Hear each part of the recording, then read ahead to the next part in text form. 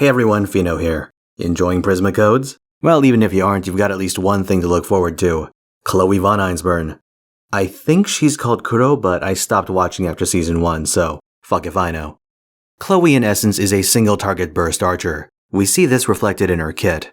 Skill 1 is part evasion, part crit amp, 3-turn downtime on the crit part, something to keep in mind. Skill 2 gives clutch rainbow buffs, and Skill 3 is the really interesting one. At level 10 you get 50% meter and 100% star gen. Taking all this together, this kit rewards a playstyle where you wait for an Arts or Brave Chain, unload Projection Magecraft and Kiss Demon on the same turn, pop your Noble Phantasm, and go to town. Speaking of which, her NP comes with Sure Hit, which makes her the bane of evasion-dependent enemies. She can molest Ogita, do the trench run on Raiko, and give Saber Imperio a colonoscopy. The crit chance debuff is a nice bonus, but in practice you won't be overcharging it. Recovering meter is a much higher priority. Okay, so you have at least one turn of big dick DPS, but you need some sort of follow-up to all this, and that's where team building comes in. First up, we've got the wannabe Squirturia setup. In case you're rusty, Archer Altria is infamous for being able to NP every turn with the right setup. Chloe can sorta do this, but not nearly as well. The first big problem is with Projection Magecraft.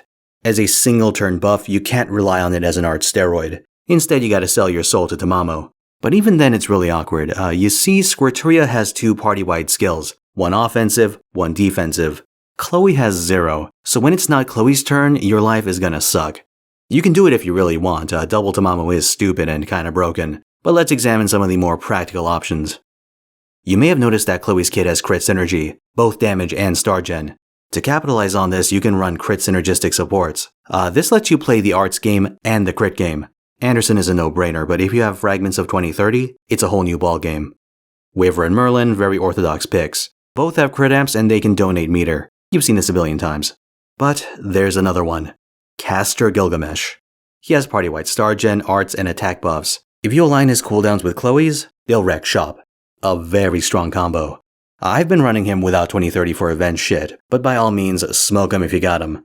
He's not a crit support per se, but he puts Chloe in a very good position to exploit her own buff. And he's coming relatively soon, so look forward to it. Alright, let's get to our next dish. So we have established that Chloe is a brave chain-dependent character, more so than most. It's a question of what you do between those chains. With an assassin team, you reduce the wasted moves between Chloe turns by building up a large buffer of stars, either to prep for a brave chain, or take advantage of her leftover buff. Jack is the obvious partner for this, but for slot 3, I've opted for Arts Quick Hybrids. Shuten Doji and Hassan of the 100 Personas would be my suggestions. Both have hybrid decks, they're respectable star generators, and they amplify Chloe's damage with their debuffs. Post-interlude, Hassan of the verbose name applies an Arts Resistance debuff and reduces crit chance with her NP. So even without a Brave Chain, you could go Hassan NP, Chloe Arts card for a very strong turn. Craft Essence-wise, you have the option of using Chloe and Jack's Bond Craft Essence to amp their crit damage. Shuten has a hybrid buff on hers, and Hassan's just straight up sucks. I wouldn't use that, maybe Star Gen for her. You know what? Let's deal with Craft Essences in general before I do the last weirdo team.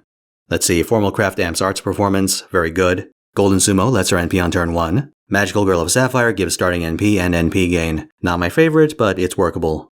Gudao's okay. Crit NP damage split. Kill on side, Khalid Sapphire, Another Ending, and Tumbra. You have a lot of options depending on the part of her kit you want to focus on. Alright, the moment you've all been waiting for. Your eyes do not deceive you. That's Mozart on the front line, but let's not get ahead of ourselves. We've established that Chloe relies on Brave Chains, and your life is various degrees of suck without them. So on average you get to have fun once every 3 turns? Maybe 2 if you get lucky. But what if I told you there was a way to get Chloe Brave Chains back to back to back? Enter Cancer. No, not Merlin. It's our new friend, Summer BB.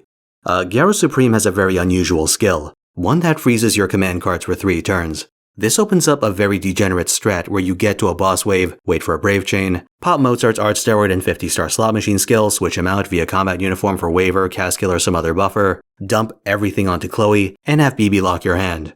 For the next 3 turns, you just go to town on the poor fucker. This lets you milk every last bit of damage from your buffs.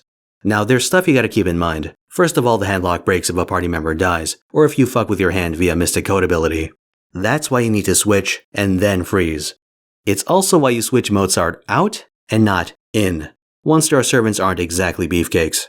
Summer BB won't be a thing for a long time, but maybe this will help you plan out your spending. Overall, Chloe is a very strong servant. Definitely one of the strongest welfares. She's no Squirturia, but for a free servant to come anywhere close is some spooky shit. Get her while you can. Hi, there we go. Oh! You know you're in there, dirtbag.